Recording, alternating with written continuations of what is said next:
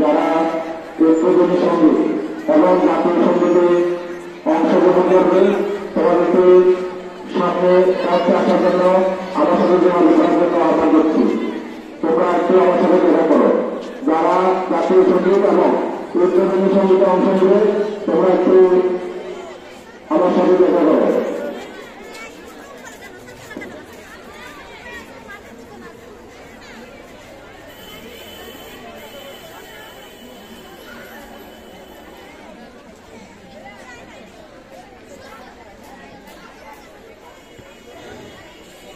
যারা